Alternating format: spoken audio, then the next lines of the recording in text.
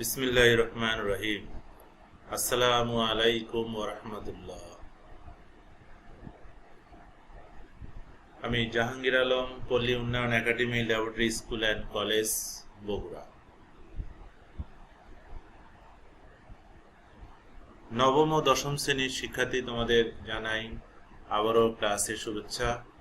হিসাব বিজ্ঞান ক্লাসে আমরা গত ক্লাসে নগদান বই নিয়ে আলোচনা করেছি। আজকে নগদান বইয়ের আমরা 2 গড়া নগদান বই অঙ্ক নিয়ে আলোচনা করব। আশা করব তোমরা সবাই মনোযোগ সহকারে ক্লাসটি শুনবে এবং দেখবে। পরবর্তীতে বাসায় বই নিয়ে অঙ্কটি অনুশীলন করবে। তো তোমাদের প্রতিটি ক্লাসে যে কমন কথাটি বলি, আমরা বই সামনে রেখে আমরা এই ক্লাসটি উপভোগ করব, শুনবো, তাহলে আমরা বেশি উপকৃত হতে পারব। তাহলে আমরা তোমাদের বইয়ের 110 পৃষ্ঠা কাজ, নার্গিস অ্যান্ড ব্রাদার্সের একটি খুচরা পণ্যের ব্যবসা প্রতিষ্ঠান 2017 সালের এই অঙ্কটি আমরা আজকে 2 গড়া নগদান বইতে কিভাবে লিপিবদ্ধ করতে হয় এবং 2 গড়া নগদান বইয়ের কি কি নিয়ম কানুনগুলো, এগুলো নিয়ে আমরা আজকে আলোচনা করব। তাহলে তোমরা এই অঙ্কটি যদি ভালোভাবে বুঝতে পারো, 2 গড়া নগদান বই কিভাবে করতে হয়, কি নিয়মে করতে হবে, তাহলে আমরা বইয়ের অনুশীলনীতে যে 2 গড়া নগদান বইগুলো রয়েছে সেই অঙ্কগুলো আমরা করতে পারবো। তাহলে আমরা উদ্দীপকটি আগে দেখি যে উদ্দীপকে কি কি রয়েছে। প্রথমেই দেখো, নভেম্বর 1 তারিখ হাতে নগদ ও ব্যাংকে জমা 7,000 টাকা ও 5,000 টাকা, যা তোমরা বইতে দেখলেই বুঝতে পারবে। এরপরে নভেম্বরের 2 তারিখে আমরা দেখছি যে পণ্য ক্রয় বাবদ চেক প্রদান করা হয়েছে 4,000 টাকা। 4 তারিখে আমরা পাবো চেক মারফত পণ্য বিক্রয় 6,000 টাকা। 7 তারিখে আমরা পেয়েছি ব্যাংক হতে উত্তোলন। 10 তারিখে প্রাপ্য বিলের অর্থ ব্যাংক কর্তৃক আদায়। 13 তারিখে হলো সাইদের নিকট হতে পাওনা বাবদ চেক প্রাপ্তি। 20 তারিখ আসবাবপত্র ক্রয় বাবদ নগদ 3,000 টাকা এবং 2,000 টাকা চেক প্রদান। 26 তারিখ মালিক কর্তৃক উত্তোলন 1,500 টাকা। ব্যাংক সুদ মঞ্জুর করলো 30 তারিখে 500 টাকা।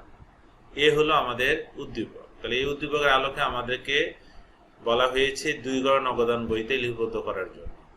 তাহলে আমরা এই 1 তারিখ থেকে শুরু করে 30 তারিখ পর্যন্ত এই লেনদেনগুলোকে আমরা 2 গড়া নগদান বইতে লিপিবদ্ধ করব।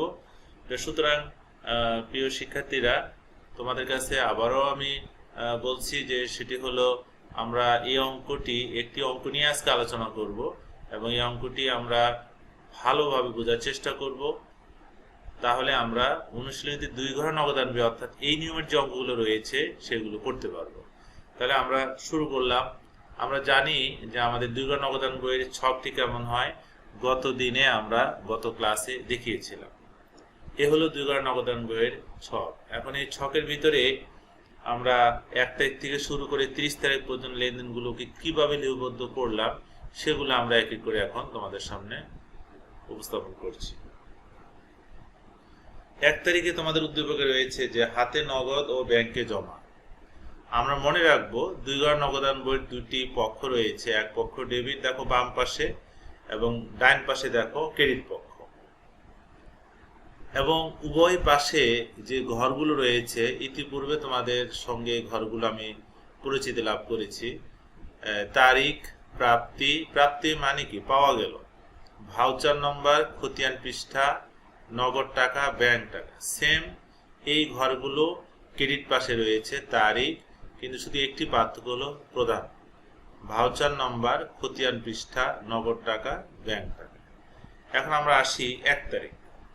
এই যে হাতে নগদ এবং ব্যাংকে জমা, এই হাতে নগদ ব্যাংকে জমা, তার মানে হলো আমাদের মনে রাখতে হবে ডেবিট পাশে কোন আইটেমগুলো বসবে। আমাদের কাছে হাতে নগদ ব্যাংকে জমা এবং আমাদের কাছে আসবে, পাওয়া গেল, প্রাপ্ত হলো, আদায় হলো, এই বিষয়গুলো আমাদের ডেবিট পাশে বসবে। আর আমাদের কাছ থেকে চলে গেল, প্রদান করা হলো, ব্যাংকের মাধ্যমে পরিশোধ করা হলো, এই বিষয়গুলো আমাদের আসবে ক্রেডিট পাশে। তাহলে আমাদের কাছে আছে, অর্থাৎ হাতে নগদ এবং ব্যাংকে জমা, এটা আমাদের কাছে আছে, সুতরাং এটা ডেবিট দিকে হবে। যেহেতু 1 তারিখ, আমি নভেম্বর পুরো নামটা লিখিনি, সংক্ষেপে লিখেছি।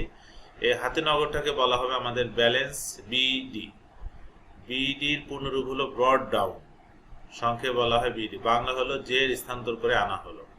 তাহলে এখানে টাকা দুটি ঘর রয়েছে, নগদ এবং ব্যাংকের। যেহেতু আমার হাতে নগদ রয়েছে 7,000, সুতরাং নগদে করে 7,000 টাকা, আর ব্যাংকে জমা রয়েছে 5,000 টাকা, সুতরাং ব্যাংকের ঘরে হবে 5,000 টাকা। এভাবে প্রতিটি অঙ্কে 1 তারিখে লেনদেনটি সম্পূর্ণ করতে হবে। 2 তারিখে যদি আমরা দেখি, পণ্য ক্রয় করে চেক প্রদান করা হয়েছে। আমরা আগেই বলেছি যদি প্রদান করা হয়, দেয়া হয়, পরিশোধ করা হয়, তাহলে ক্রেডিট দিকে যাবে। তাহলে 2 তারিখ আমরা লিখলাম ক্রেডিট দিকে। কি লিখবো? যে বিষয়ে টাকাটা আমরা পরিশোধ করলাম, ক্রয় হিসাব। যেহেতু চেক প্রদান করা হয়েছে, সুতরাং ব্যাংকের ঘরে 4,000 টাকা। এরপরে যদি আমরা দেখি 4 তারিখ, চেক মারফত পণ্য বিক্রয়। যেহেতু আমি বিক্রয় করেছি, সুতরাং চেক মারফত মানে চেকের মাধ্যমে আমার কাছে চেকটি আসলো, তাহলে কোন দিকে হবে? ডেবিট দিকে। কি হিসাব? কি কারণে চেকটি আমি পেয়েছি? তাহলে বিক্রয়ের কারণে, সুতরাং বিক্রয় হিসাব। যেহেতু চেক পাওয়া গেল এবং ব্যাংকের ঘরে হবে 6,000 টাকা। চেকের বিষয়গুলো থাকলে আমরা জানবো সেটা পাওয়া গেলে ডেবিট দিকে হবে, প্রদান করলে ক্রেডিট দিকে হবে, কিন্তু কোন ঘরে হবে? ব্যাংকের ঘরে হবে। 7 তারিখ, ব্যাংক হতে উত্তোলন। আমরা খুব মনোযোগ সহকারে লেনদেনটি শুনবো। আমরা যখন নগদান বই করব, 2 গড়া নগদান বই করি অথবা 3 গড়া নগদান বই করি, দুইটি লেনদেন আমরা মনে রাখবো যে ব্যাংকে জমা দেওয়া হলো এবং ব্যাংক হতে উত্তোলন করা হলো। এই দুটি লেনদেনকে বলা হয় কন্ট্রাইন্টি, যার বাংলা হলো বিপরীত দাখিলা। অর্থাৎ এই দুটি লেনদেন যেটি থাকুক তোমার উদ্দীপকে, এই লেনদেনের হিসাবভুক্ত করতে হবে 2 দিকে, অর্থাৎ ডেবিট দিকেও হবে, ক্রেডিট দিকেও হবে। তুমি দেখো 7 তারিখে ব্যাংক তো উত্তোলন, আমরা 7 তারিখ ডেবিট দিকে লিখেছি, 7 তারিখ ক্রেডিট দিকে লিখেছি। এখন কিভাবে লিখবো? আমরা যদি ব্যাংক থেকে উত্তোলন করা হলো জাবেদা করি, নগদান হিসাব ডেবিট, তাহলে আমি ডেবিট দিকে আসব, তার বিপরীত নাম হলো ব্যাংক হিসাব। সুতরাং আমি 7 তারিখ ডেবিট দিকে প্রাপ্তির ঘরে লিখবো ব্যাংক হিসাব, টাকা লিখবো নগদের ঘরে। এবং টাকা নগদের ঘরে কিভাবে হলো? আমি যে জাবেদা করলাম নগদান হিসাব ডেবিট, তার মানে ডেবিট দিকে নগদের ঘরে টাকা, আর বিবরণের ঘরে তার অপোজিট যে নামটি, অর্থাৎ ব্যাংক হিসাব। আবার দেখো ক্রেডিট পাশে আমার জাবেদার মধ্যে নগদান হিসাব ডেবিট, ব্যাংক হিসাব ক্রেডিট, তাহলে আমি ক্রেডিট দিকে যাব ব্যাংকের ঘরে 3,000 টাকা, আর তার অপোজিট নাম হলো নগদান হিসাব। তাহলে আমরা এখান থেকে এই সিদ্ধান্তে উপনীত হতে পারি যে কন্টেন্টটি মানে হলো বিপরীত দাখিলা। আমি দেখো ডেবিট দিকে লিখেছি নগদের ঘরে, কিন্তু বিপরীত দাখিলা বিবরণের ঘরে লিখেছি বিপরীত। ক্রেডিট দিকে দেখো ব্যাংকের ঘরে লিখেছি, কিন্তু বিবরণের ঘরে লিখেছি বিপরীত দাখিলা, অর্থাৎ নগদান হিসাব। কিন্তু জাবেদা অনুযায়ী আমাদের টাকাটা বসাতে হবে, নগদান হিসাব ডেবিট, ব্যাংক হিসাব ক্রেডিট।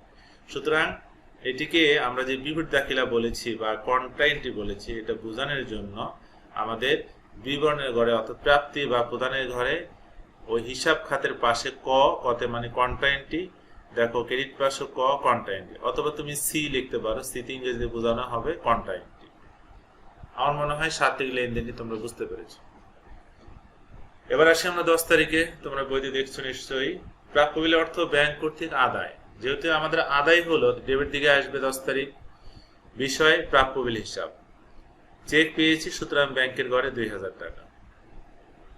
13 তারিখ, সাইদের নিকট হতে পাওনা বাবদ চেক প্রাপ্তি। সেম, আমরা কার কাছ থেকে পেয়েছি? সাইদের নিকট থেকে পেয়েছি, সুতরাং সাইদ হলো আমাদের প্রাপ্য, যার কাছে পাওনা ছিলাম। এভাবে যদি নাম থাকে, প্রাপ্য লিখে ব্র্যাকেটে যার কাছে টাকা পেয়েছি তার নামটি লিখলে ভালো হয়। প্রাপ্য হিসাব, যেহেতু চেক পেয়েছি, টাকা ব্যাংকের ঘরে 8,000 টাকা। এরপর আসি আমরা 20 তারিখ। 20 তারিখ তোমার উদ্দীপকে বলা হয়েছে যে আসবাবপত্র ক্রয় বাবদ নগদে প্রদান করা হয়েছে 3,000 টাকা এবং 2,000 টাকা চেক প্রদান করা হয়েছে। সুতরাং আমরা প্রদান করেছি, ক্রেডিট দিকে যাব 20 তারিখ।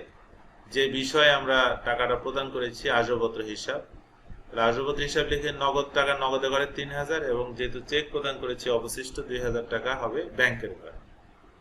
এরপর আসি আমরা 26 তারিখ, মালিক কর্তৃক উত্তোলন। আমরা যদি উত্তোলন করি তাহলে প্রতিষ্ঠান থেকে টাকা চলে যাবে, সুতরাং ক্রেডিট পাশে হবে এবং তার বিপরীত নাম হলো উত্তোলন হিসাব। যেহেতু এখানে নগদ উত্তোলন করেছেন, সুতরাং 1500 টাকা নগদে করে হবে। সর্বশেষ যে লেনদেনটি তোমাদের সামনে, ব্যাংক সুদ মঞ্জুর করলো। আমরা জানি ব্যাংকে যদি টাকা আমরা জমা রাখি, ব্যাংক একটি নির্দিষ্ট সময় শেষে সুদ মঞ্জুর করে। সুতরাং এই সুদটি আমাদের কাছে আসলো, পাওয়া গেল, আমাদের ব্যাংক অ্যাকাউন্টে জমা হবে। তাহলে টাকা ডেবিট দিকে হবে ব্যাংকের ঘরে 500 টাকা, এবং বিষয়টি হলো ব্যাংক সুদ হিসাব। এভাবে আমরা 1 তারিখ থেকে 30 তারিখ পর্যন্ত ডেবিট এবং ক্রেডিট উভয় দিকে লেনদেন শেষ করলাম। এখন আমরা ব্যালেন্স বা জের অথবা ফলাফল জানবো কিভাবে। আমরা নগদের ঘরের যোগফল আগে করব এবং মনে রাখবো নগদের যোগফল সব সময় ডেবিট পাশে বেশি হবে। নগদের কলামের যোগফল দুটি কলাম রয়েছে, দেখো, ডেবিট পাশে একটি কলাম নগদের, ক্রেডিট পাশে একটি কলাম। তোমাদের মনে রাখতে হবে নগদের এই যে দুটি কলামের মধ্যে ডেবিট পাশে যোগফল সব সময় বড় হবে। যদি দেখো কখনো ক্রেডিট পাশে যোগফল বড় হয়ে গিয়েছে, তাহলে তুমি লিখতে ভুল করেছো অথবা প্রশ্নে প্রিন্টিং এ বলছিল টাকার অ্যামাউন্টে। সুতরাং আমরা নিশ্চিত যে ডেবিট পাশে বড় হবে। ডেবিট পাশে যোগফল হলো 7000 3000 যোগ করলে 10,000 টাকা। এই 10,000 টাকা যোগফল আমরা ক্রেডিট দিকে নগদের ঘরে নিয়ে আসবো 10,000 টাকা।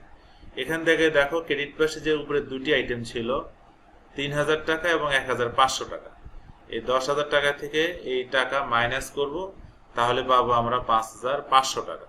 সুতরাং এই 5500 টাকা হবে ব্যালেন্স সিডি। সিডি মানে পূর্ণরূপ হলো ক্যারিড ডাউন। তাহলে আমরা সিডি ব্যালেন্সটা কিভাবে বের করলাম বুঝতে পেরেছি। এখন আমরা ব্যাংকের ঘরে যাব। ব্যাংকের ঘরে যোগফল ডেবিট পাশও বড় হতে পারে, ক্রেডিট পাশও বড় হতে পারে, কিন্তু আমরা একটু আগেও বলেছি, আবার স্মরণ করে দিচ্ছি যে নগদে করে যোগফল অবশ্যই ডেবিট পাশে বড় হবে, কিন্তু ব্যাংকের কলামের যোগফল ডেবিট পাশে বড় হতে পারে, ক্রেডিট পাশে বড় হতে পারে। আমরা যে অঙ্কটি করছি এখানে দেখা যাচ্ছে যে ডেবিট পাশে যোগফল বড়। আমরা যদি 5000 6000 2000 8500 টাকা যোগ করি তাহলে যোগফল হবে 21500।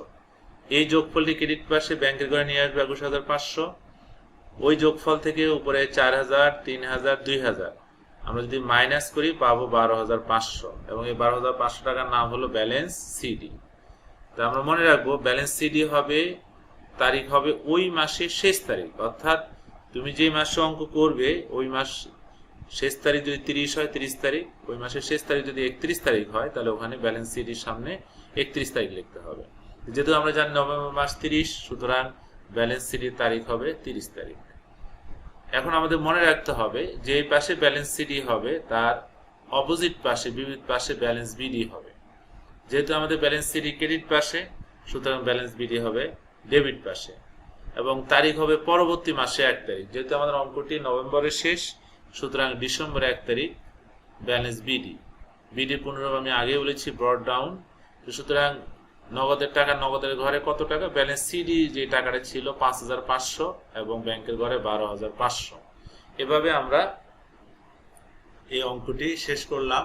তাহলে আমার বিশ্বাস তোমরা দুই ঘর নগদান বই লেনদেন কিভাবে ডেবিট পাশে এবং কিভাবে ক্রেডিট পাশে লিপিবদ্ধ করতে হয়, প্রদানের ঘরে এবং প্রাপ্তির ঘরে কোন হিসাবে নাম লিখতে হবে, এবং কন্টেন্টটিও ছিল আজকে আমাদের 7 তারিখে একটি লেনদেন। আমরা বিস্তারিত আলোচনা করার চেষ্টা করেছি। আমি আশা করি তোমরা যদি এই বই দেখে এই অঙ্কটি আরেকবার অনুশীলন করো, তাহলে অনুশীলনীতে দুই ঘর নগদান বইয়ের নিয়মের যে অঙ্কগুলো রয়েছে এগুলো সবগুলোই তোমরা করতে পারবে। তাহলে তোমাদের বাসায় তোমরা অঙ্ক প্র্যাকটিস করবে এই আশা করে আজকে সবাইকে ধন্যবাদ দিয়ে সবার সুস্বাস্থ্য কামনা করে আজকের মতো এখানে শেষ করছি। আল্লাহ হাফেজ।